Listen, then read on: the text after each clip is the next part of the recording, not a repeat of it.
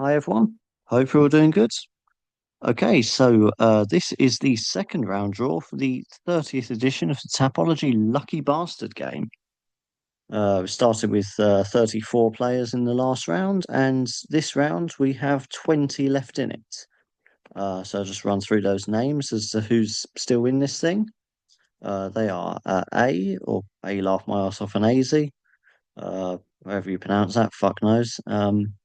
Baron von Rattus, Boom Shakalaka, Kenhager Ruiz, C. Collins 44, Cheeseball, D1 D4 K10, El Guapo, Foghorn Sam, It's Your Boy SB, KK Kombu, Knife Rusty, Shat, Cian6, The Dirty UFC Man, The Matchmaker, The MMA Historian.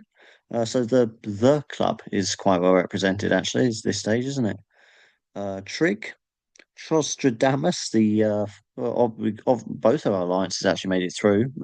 Trostradamus and Uber Industry. Uh, so they both ended up with the same fighter as well, didn't they, last week? So they're both through as well. So yeah, Trig, Trostradamus, and Uber Industry complete the lineup for today's round, and let's see if the alliances will continue to be strong for this one. But for this round, anyway. This round we have UFC 317, Ilia Topuria versus Charles Oliveira, and this is it's a sort of a battle of one of the best featherweights of this generation versus one of the best lightweights of this generation. It's a true superstar matchup in that sense that we've got two of the UFC's biggest stars um, fighting against each other. Obviously, Tapuria moving up to lightweight, hoping to become double champ, not simultaneously, but still be a great achievement for him if he can do that against the former champion Charles Oliveira. And it's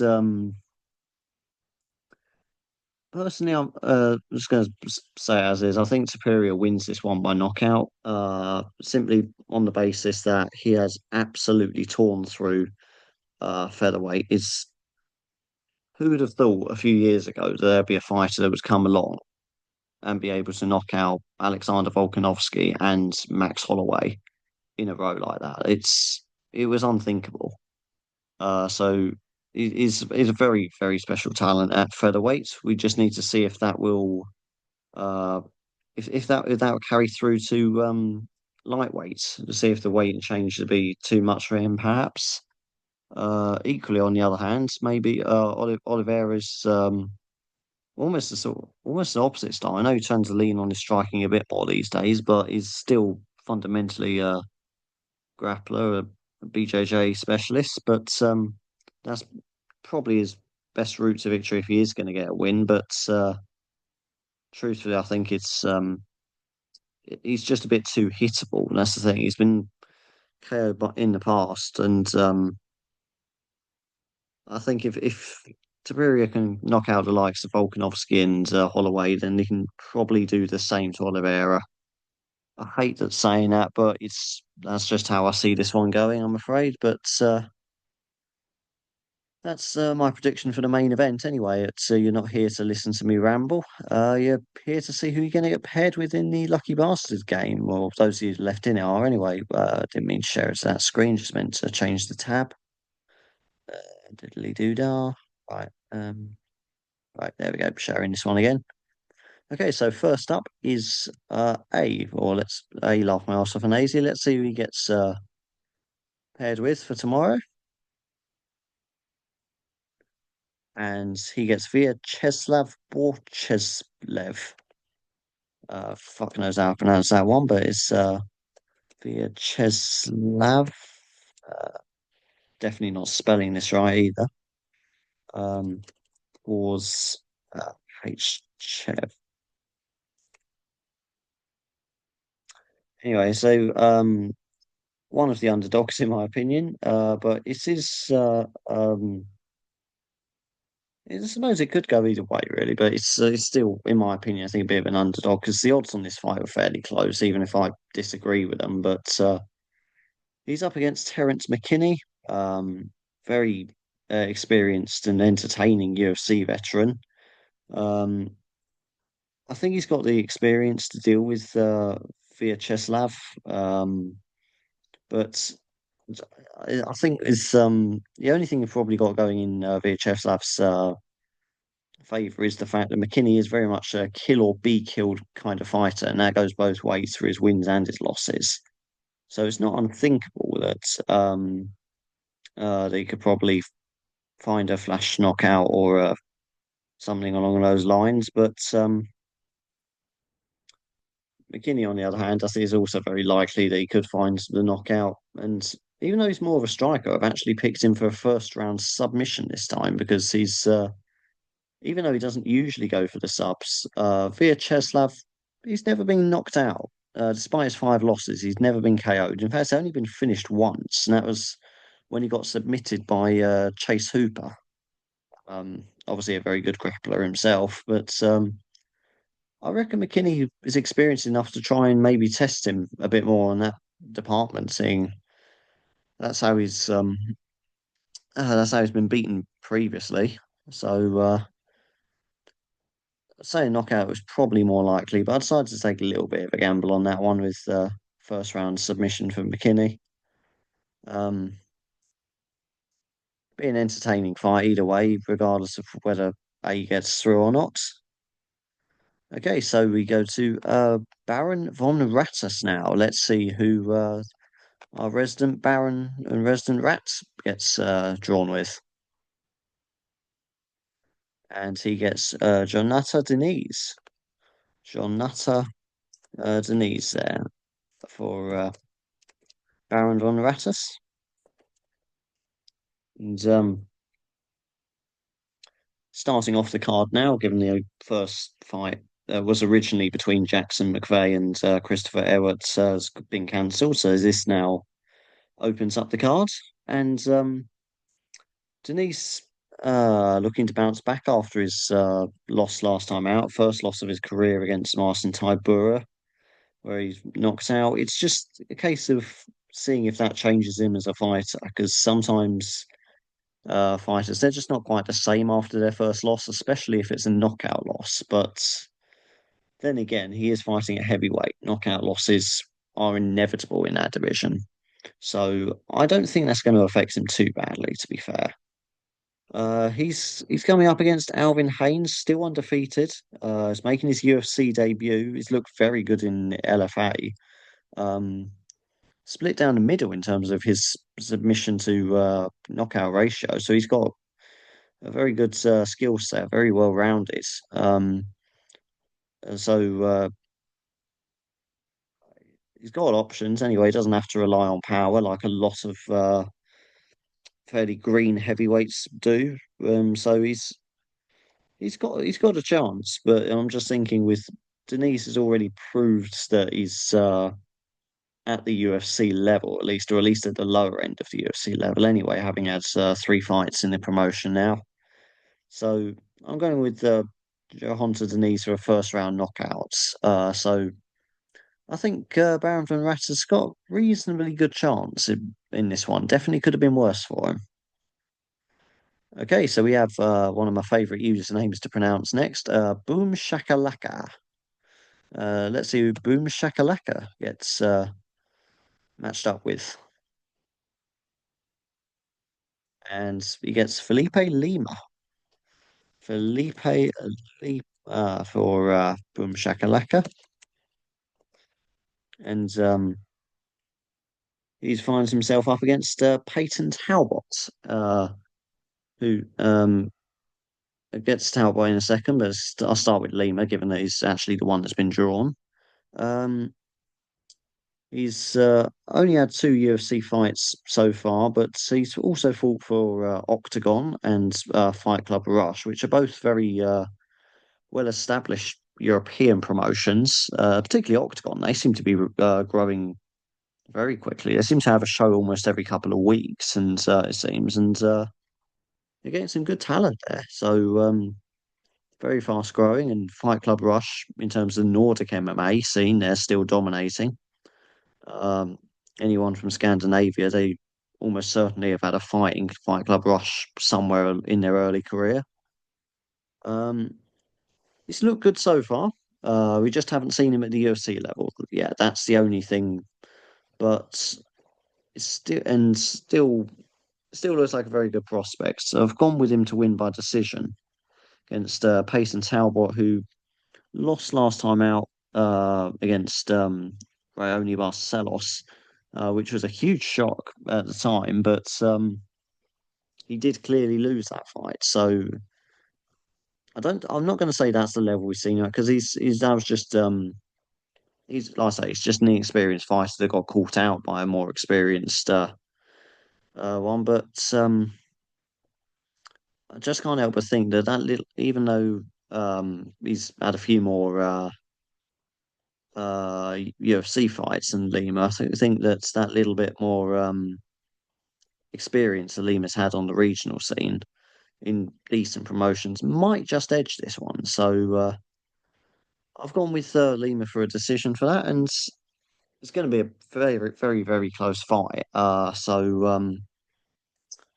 Yeah, it's Boom Shakalaka's got a real 50-50 chance. Going to be edgy of seat stuff for that one. Um, okay, so next up is Canhego Ruiz. Let's see who Canhego Ruiz is going to be drawn with. Who's going to be his partner for tomorrow night? Is Vivian Arujo. Uh, Vivian Arujo there for Canhego Ruiz. And so the only women's fight on the card, actually, it's up against Tracy Cortez. And Arujo, she's just not as consistent as I'd like her to be, really, because she won in her last fight against Karine Silva. Fair play to that one, but she's lost decisions against Natalia Silva and Amanda Ribas, Alexa Grasso. Whereas Tracy Cortez, on the other hand, there's not really much risk of Cortez ever finishing Rougeau because uh, she's okay. She lost to Rose Namajunas last time out, sure, but she won all of her UFC and Invicta fights, which covers the last seven fights of her career by decision. So I wouldn't. So either way, I'm thinking this one definitely goes the distance. I can't see it ending before the final bell, but it's or final horn as they actually use in MMA. But anyway, before I go off on a tangent about that, is Cortez is just more consistent, and that's quite frankly is wins a lot of fights really. Because if you've got somebody that's 50-50 with the judges up against somebody that's consistently getting the nod, I'm always going to favour the one that's consistently getting the judges' decision. So I think we might be saying goodbye to Canega Ruiz after this round, unfortunately. Okay, so we move on now to C Collins 44. Let's see who he's going to be hoping wins tomorrow. And he gets one of our title fights, Alexandre Pantoja, the current flyweight champion. Uh, Alexandre Pantoja there for C Collins 44. Uh, I think I've just spelled that as Alan Pantoja. Alex Andre Pantoja. Anyway, he's if he carries on like this, he could actually go down as what a fairly dominant flyweight champion in UFC history because he's active and he's looking great as well. Fought only uh about what 6-7 months ago maybe against Kaya Sakura. He looked great in that fight, and it's like I say he's up against Kai Kara France, who's decent contender, but in my opinion, just a level below uh Pantoja. Because thinking of flyweight at the moment, I'm thinking probably the only person that maybe can beat Pantoja is maybe Brandon Moreno if you find some of his old form from a couple of years ago. I just don't think Hikaru France is the one to take the belt off him.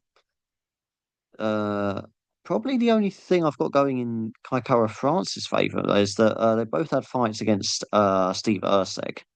Um, Pantoja had the had the decision against Erceg, and Erceg put up a hell of a fight in that one. Whereas Hikaru France knocked out Steve Erceg in his last fight, so he's finished the fighters that Pantoja couldn't. But I'm not necessarily going to say that's indicative of Cara France being a better fighter than Pantoja, more just a case of their different styles towards fighting. Whereas Cara France does tend to look for a finish a little bit more often, particularly knockout finish, whereas Pantoja, if he is going to finish, is more likely on the ground via a submission. Um, but is more than happy to just keep and score points and win it on the judges' scorecards, and that's how it. And I can kind of see how that one going that way. To be honest, I'm kind of at the moment in terms of prediction, I've got it down as a third round submission, but I am torn between a decision and a later submission on that one. So, but either way, I've got Alexandra Pantoja to win, and by that logic, I've also got C Collins 44 to get through to the third round. Okay, so now we come up to Cheeseball. Let's see um, who Cheeseball's going to have his money on, or at least his hopes on. And he gets the main event champion, Ilya Tapuria. Um, Ilya Tapuria there for Cheeseball, who, as I've mentioned in the intro, very dominant featherweight champion. I can't see him. I say I can't really see him beaten anytime soon, given his dominance. The only thing that could let him down is maybe if he's not quite as good at lightweight as he is at featherweight. But he was a massive guy for a featherweight anyway, and I can't imagine that the cut to featherweight was easy for him. Uh, so I think he's going to be fine at lightweight. He probably, maybe even better. Who knows? Maybe fighting at a more comfortable weight would be more of a advantage for him. I mean, Oliveira certainly struggles to make the weight as well, so lightweight. So maybe Oliveira is going to be too drained from the weight cut, and that will have a adverse effect on him. On the other hand, but I think Cheeseball can rest a bit easier than some of the others that uh, so far. I think he's got yeah, probably one of the more likely ones so far, to be honest. Um, okay, so we're on to D1, D4, K10. Um, Next, let's see who he's going to be praying wins tomorrow night. And he gets Benil Dariush. Benil Dariush there for uh, D1, D4, K10. And this up against Renato Moicano, recently coming off a title fight loss against Islam Makhachev, who was obviously the lightweight champion before vacating to go up to welterweight. And that's obviously the belt that Charles and Ilya are fighting for now. But to be fair, he didn't have a chance in that one. I think we all knew that. But he had a good run of wins before that. And he didn't take much damage in the Makachev fight, so you can almost write that off, to be honest. Uh, Knocked out Benoit Saint Denis, who looked like a very good prospect.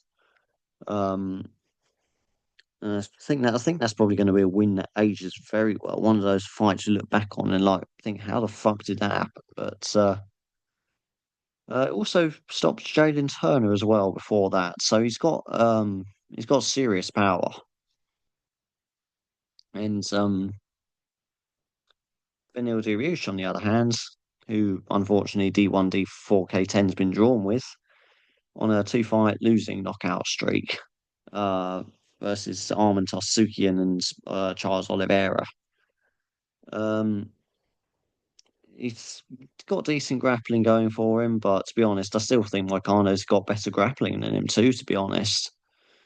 Um, I've got Moicano to win this one by second round knockout, and I think D1, D4, K10 is going to need a lot of luck to get through this one unscathed. Okay, so we move on to El Guapo now. Let's see who El Guapo is going to be matched up with. And he gets Jose Delgado. Jose Delgado there for uh, El Guapo. And up against Hydra Mill. This is going to be a very close fight. This is probably the closest fight on the card. But having said that, it's also going to be a very explosive one. I think it's going to be a case of whoever lands the big significant shots first wins this. So I've gone with Hydra Mill for a first round knockout. I could have easily gone with Jose Delgado for a first round knockout. Delgado won his UFC debut. Looks for the knockout, and he's a very exciting action fighter. And Hydra Mill was a very similar style, except the only difference is he's now had three fights in the promotion. Again, looks at knockouts. He can go the distance as well at this level, which I suppose is a slight advantage. It shows he's got the stamina. In this case, I think having that stamina advantage, it's not necessarily going to be an advantage in dragging out the fight over the course of three rounds, because I think that's not going to happen, quite frankly. So I don't think he's going to need the stamina to last the round so much, but I think that stamina might have more of an effect in regards to his ability to be able to take damage, certainly over a short period of time, which in a fight which I'm predicting to be a first round firefight is that's going to be a huge advantage. Um, so that's probably why I've gone with Hydra Mill over Delgado, but this could go either way. So El Guapo's certainly not without a shout. Okay, so we move on to Foghorn Sam, who's going to learn his fate in just a few seconds. And he gets Gregory Rodriguez. Gregory Rodriguez for Foghorn Sam.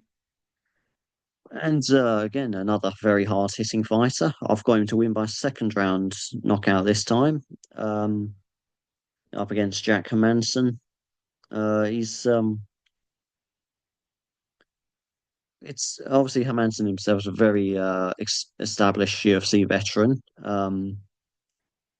Gregory Rodriguez himself, he's not exactly a prospect either. He's had over 20 fights in the career so far, and so he's so this isn't like a prospect versus weathered journeyman veteran kind of fight going on. This is a serious established fighter with serious knockout power, and Gregory Rodriguez up against Jack Hermanson, who is a little bit past his prime, if we're being honest. He's still competitive at the higher end of the division. He's got a win over Joe Pyfer in his last fight, which again, that's a win that's going to age very well, I'm sure.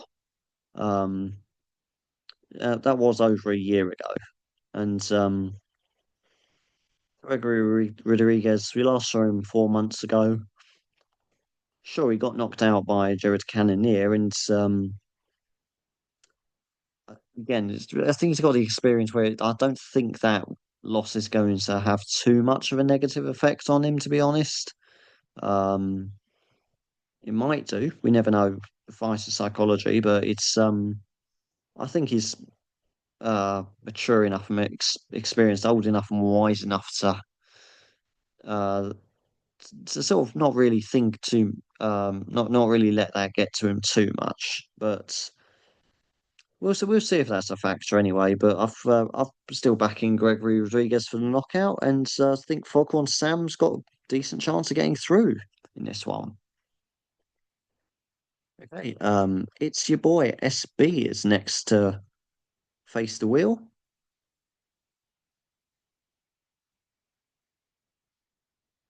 And our first double up, which I was just thinking, I didn't say anything last time, but I was going to say we're getting quite a nice mix of fighters and fights in this no double up so far. I didn't want to say it out loud then, in case I jinxed it, but now it's happened. I will just say it. But anyway, it's our first double up. So Baron von Rattus and it's your boy SB, both with your hunters and needs. And of course, as I've mentioned earlier, they're opening the card against Alvin Hines. It's again one I've gone with Denise for a first round knockout, mostly on the back of the fact he's got UFC experience, but it would be foolish to write Alvin Hines off, in my opinion, especially given how good he's looked in the LFA. It's just um, it's just a question of if that experience translates to the UFC. Can he make the jump from LFA to the UFC? Um, that's the only reason I'm not siding with him in this one. But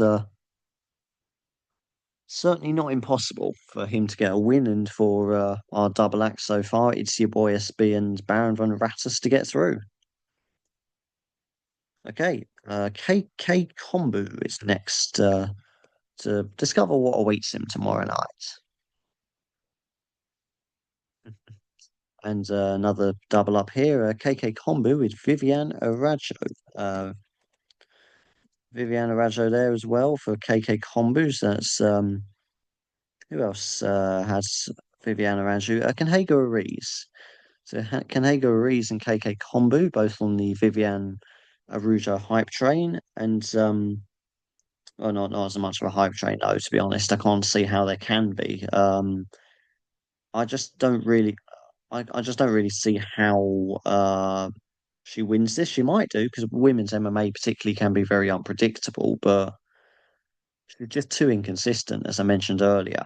And against someone who, like Tracy Cortez, who's is consistent, um, I just can't see them getting the win there. Uh, I say Cortez did lose to Rose Namajunas last time out, but Rose Namajunas is right at the top of the flyweight division and was right at the top of strawweight division. So she's lost to one of the best women's MMA fighters in the world right now, which you can't really knock that. So I don't think that's going to be too much of a factor. And quite frankly, Viviana Rucho isn't at Rose Namajunas' level. So I think that our little double acts there of Ganego Rees and KK Kombu, they're going to need a lot of luck to get through. Okay, Knife Rusty is next to face the wheel. Let's see. Knife Rusty gets paired with. He gets Hyder a Mill. Knife Rusty with Hyder a Mill.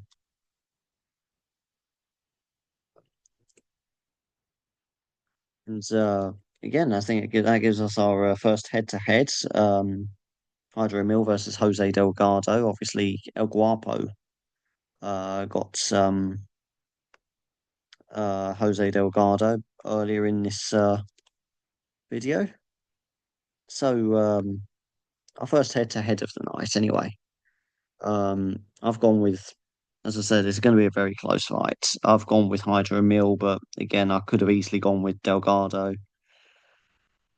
So it's quite interesting. Our first head-to-head is probably what, in my opinion, is going to be the closest and most explosive fight on the card. I think probably in terms of explosiveness, maybe only the main event between Superior and Oliveira could potentially match it.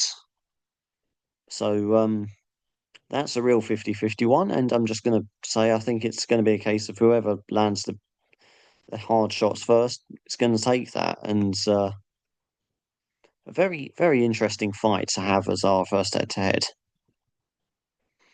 Okay, so we have Shat next to face the wheel, learn his fate, and all the rest of it.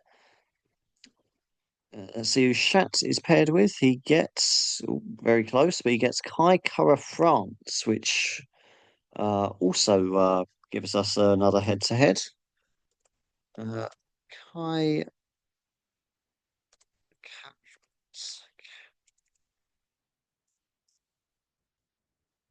Kai Kara, no, put Kai Kara French and not Kai Kara France.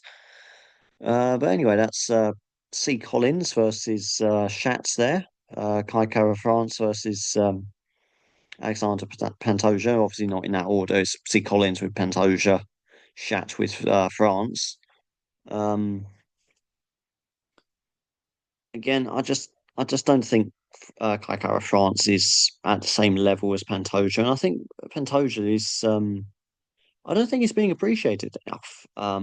In because he's active, he's exciting, he looks brilliant. He was talking about moving up to bantamweight to potentially fight Merab Dvalishvili. It's like I say, you can't hate the guy. It's just, I think if he wasn't fighting at flyweight, he would be a superstar. I'm sure of it. It's just a lot of fans just don't really care or follow for the flyweight division. It's sure it's one of the shallower divisions, but he's doing everything you can ask of a champion. So, yeah, can't really hold that against him. This is, I think we're probably going to see another demonstration of that tomorrow night. So I think Pantoja, he's got the ability to finish it on the ground if he wants to. That's what I'm going with, and he could just style on Cara France for 5 rounds, win on the judges' scorecards. He can do that too if he wants. Um, As I say, I can't really see how Cara France wins this, if I'm being honest. Uh, so Shat is he's going to need a bit of luck in this one. More than a little bit of luck, actually. He's going to need a very healthy dose of it. Okay, so we've got Cian6 next to discover what awaits him in tomorrow's night card in tomorrow's card. And well, it looks like this the only women's fight at the card is going to be our unofficial main event because he gets Tracy Cortez.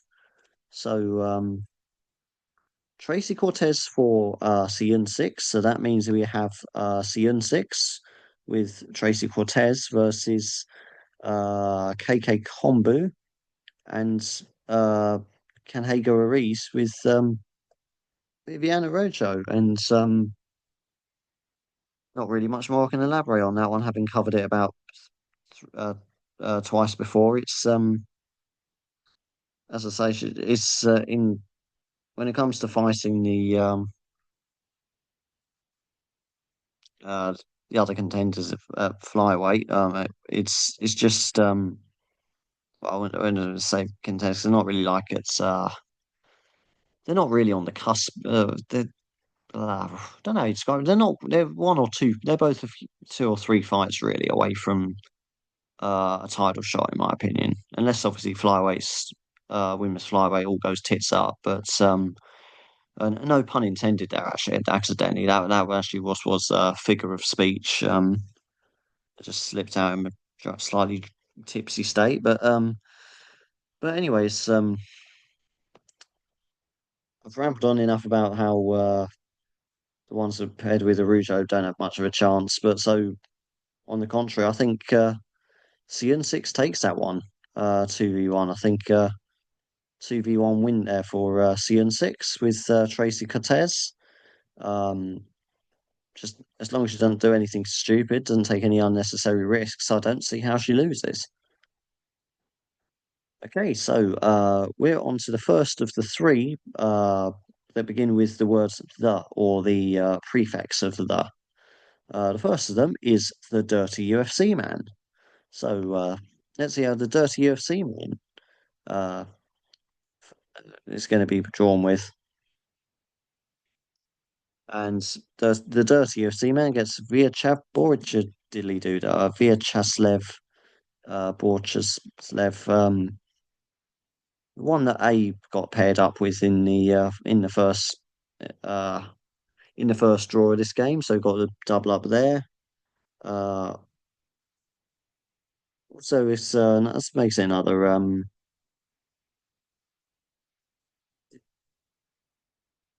no, okay, no, it doesn't actually.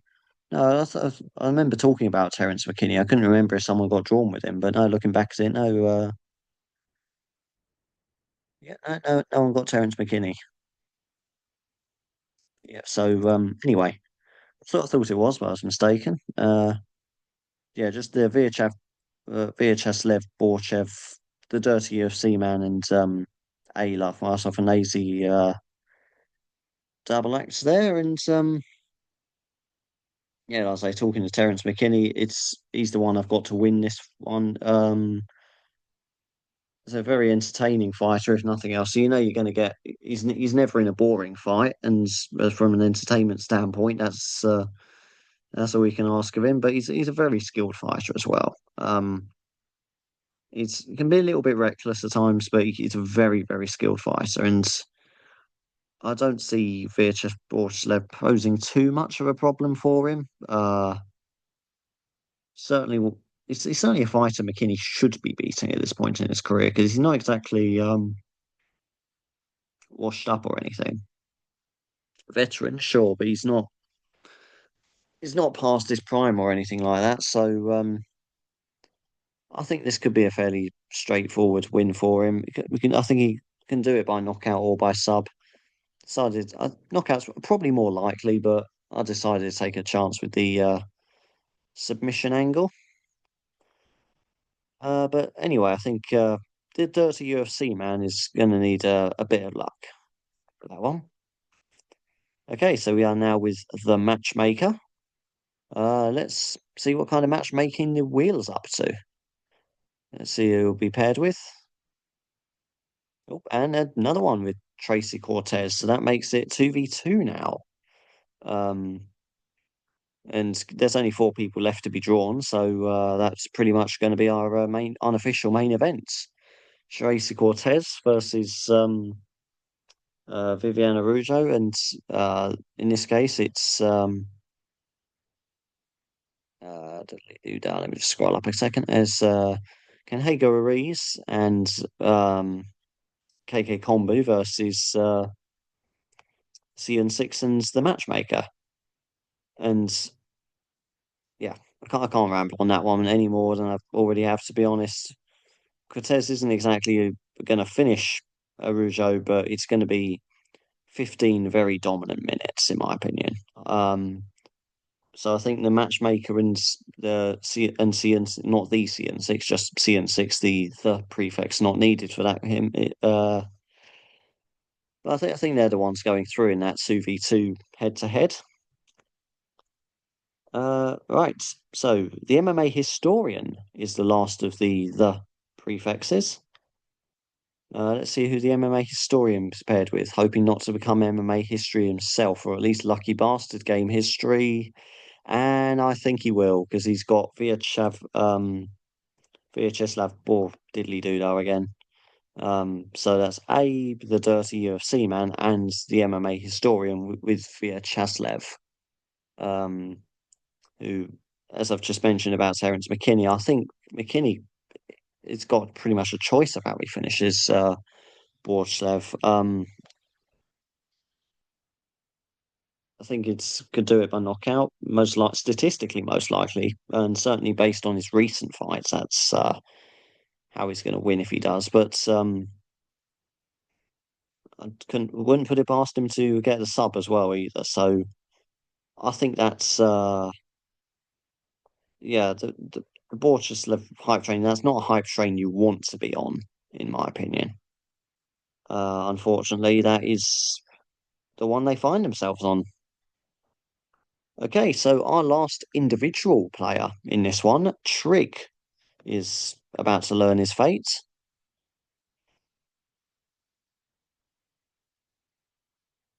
And Trig gets Joshua Van. And to be honest, I was hoping Joshua Van got drawn in this because he's one of my favourite fighters now in the UFC because he's probably I don't know who the most active fighters are in the UFC, but if I had to guess, I would have guessed Joshua Van because he's fought only 2 weeks ago, and this will be his sixth fight in 12 months. Sixth fight in 12 months.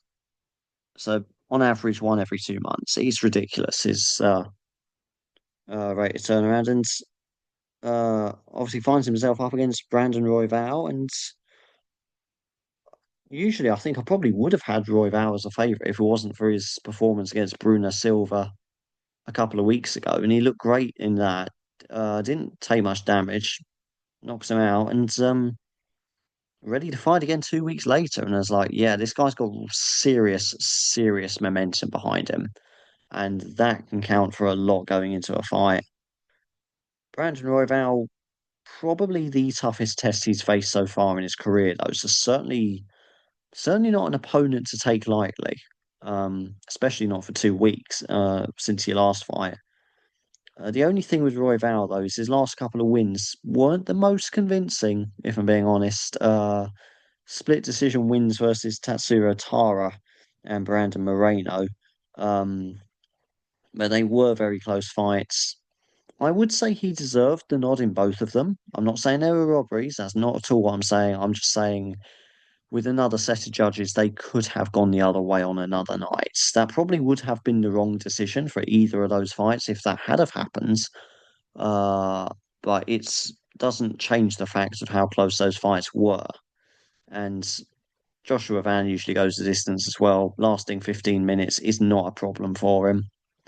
It's that combined with his activity and momentum, he's going to be in peak physical fitness, you'd have thought. Uh, so, yep, I'm going with Joshua Van for this one. I think Triggs got a decent chance, certainly not a certainty, but a very decent chance for him nonetheless. Okay, so now we move on to the first of our two alliances. Trostradamus are about to learn their collective fate with the wheel. Let's see who Trostradamus get paired with. Let's see if they end up with the same fighter again. They get Kai Kara France in the co-main event there against Pantoja.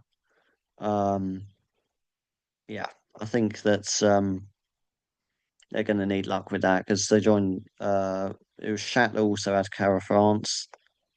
Um, so that's the alliance also up against C Collins 44 as well. Um, as I said, Pantoja's proving to be a dominant flyweight champion so far. And Kara France, yeah, found a bit of form as of late with that knockout win over Steve Erceg, but is that one win really enough to warrant a title shot? I mean, I like how, in an unofficial way, Steve Erceg has basically come out of absolutely fucking nowhere and has now, within the space of about a year, has become the guy you need to beat in flyweight to get a title shot.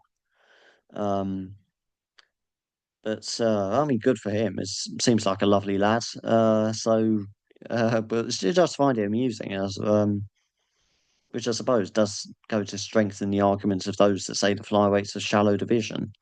But anyway, I think Haikara France is going to need a lot of luck if he's going to take the belt from Pantoja.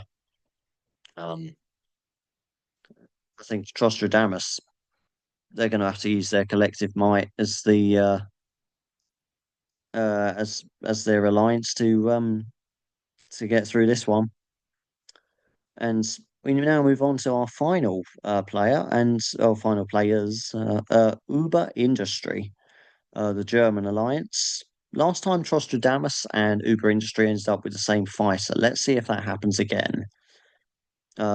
Statistically speaking, there is a 1 in 22 chance of this happening, but yeah, 22 to 1. You see horses that come in at 22 to 1 and whatnot, and so it could happen. But anyway, let's see who Uber Industry or the German alliance, however you want to stylize it, end up with. Uh, They end up with Jose Delgado. Um, Jose Delgado there. So our two alliances, our two teams go their separate ways here this time. But again, this is a 50-50 fight. Um, Jose Delgado in the what I think is going to be an absolute firefight against Hydra Mill. Uh, does also mean that they are with let's see, just who are they with? Let's see, just scroll up quickly. That with El Guapo as well. Um, obviously up against who was it at Hydro Mill? Someone had Hydro Mill, didn't they? Yes, Knife Rusty had Hydro Mill. Um, it's kill or be killed. That one is going to end. I think it's going to end spectacularly, and I think it's going to end early. So Uber Industry definitely have the better chance of the two alliances to get through, but neither alliance is a certainty. But they're gonna they're gonna be entertained either way. Okay, so that concludes the draw for the second round of the 30th edition of the Tapology Lucky Bastard game. I won't bother trying to tie up and who's fighting who and who's paired with who's doubled up incidentally with who. That'll take forever, but already done enough of that rambling tonight. Uh, but we'll just go through those names one more time. A is drawn with Vyacheslav Borslev, Baron von Rattus with Johontat and Nies, Boom Shakalaka with Felipe Lima, Canhaga Ruiz versus Vivian Arujo, C. Collins 44 with Alexandra Pantoja, Cheeseball with Ilya Tapuria, D1 D4K10 with Benil Diriush, Guapo with Jose Delgado, uh, Foghorn Sam with Gregory Rodriguez. It's your boy SB with Johonta Denise. KK Kombu with Vivian Arujo. Knife Rusty with Hydra Mill. Shat with Kai Kara France. Six with Tracy Cortez. The Dirty UFC Man with Vyacheslav Borslev. The Matchmaker with Tracy Cortez. The MMA Historian with Vyacheslav Borslev, which I'm going to apologize for absolutely fucking butchering that name. Trig with Joshua Van, Trostradamus with Kai Kara France, and Uber Industry with Jose Delgado. So that concludes the third round draw for tomorrow night's action, and very mixed bag in that one. And I think it's got quite a nice spread. So we're going to be, I know we obviously started doubling up towards the end. That's inevitable, but I think we're going to be entertained throughout the card. I think pretty much almost all of the fights I've got some interest on them. I don't know if that is the case. Actually, no, Nico Price and Jacoby Smith, no one got them. But yeah, no, looking at the others, it seems that every other fight got thrown in the mix there. All I'm going to say now is just good luck to everyone still in this. Any good luck with your picks on Tapology. If you've got any bets on this card, which being a pay-per-view, I know some of you certainly do. Good luck with them, and we'll see who survives to the third round. But until then, so long for now.